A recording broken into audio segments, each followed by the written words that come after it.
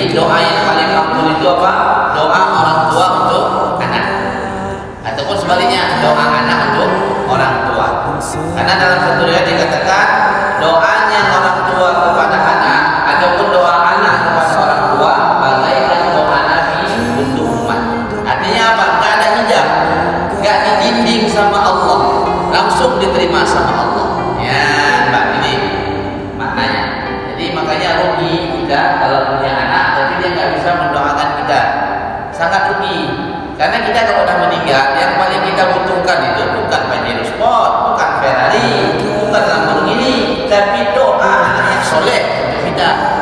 Satu subhanallah yang kita kirim untuk orang tua kita yang sudah meninggal lebih bagus daripada dunia beserta isinya. Ya, Mbak, kayaknya cuma tanya sama anak kita, nah besok kalau ayah meninggal kira-kira kamu doa apa? Tapi jangan itu dulu kita tanya, itu pasti dia jawab doa. Waktu hidup coba tanya penting. Nah, sehari berapa kali doa untuk ayah atau orang tua? Kadang-kadang tak, kadang-kadang tak. Masih hidup aja kadang-kadang ada, kadang-kadang tidak.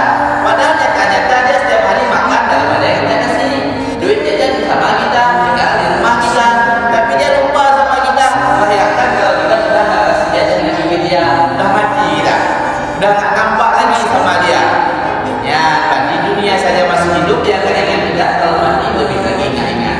Nah, jadi ya pastikan dari sekarang supaya apa? Supaya nanti kita enak di dalam kubur.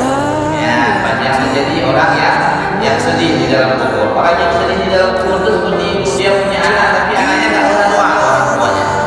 Dan orang tua yang bahagia itulah dia punya anak tapi senantiasa doa ke orang tuanya.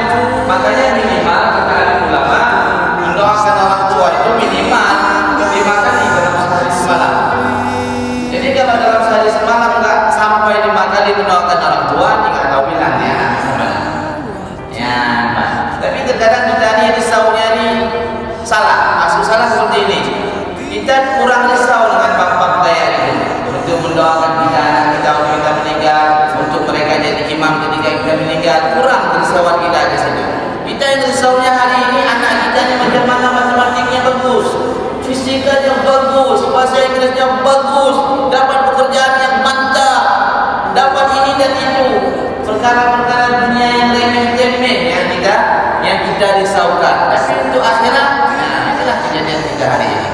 Ya, nah, tapi kan karena kita ikut pengajian terus boleh dirubah. Nah, artinya kita senantiasa ingin anak kita itu ketika kita mati mendoakan kita. Bertuah sekali orang tuanya kalau anaknya ini pandai mendoakan orang tuanya. Tapi macam mana ceritanya anak bisa pandai mendoakan kita sementara orang tuanya ini nggak tahu ilmu agama? Kalau seorang suami nggak tahu ilmu agama, maka dia nggak bisa mengajari istrinya. Kalau istrinya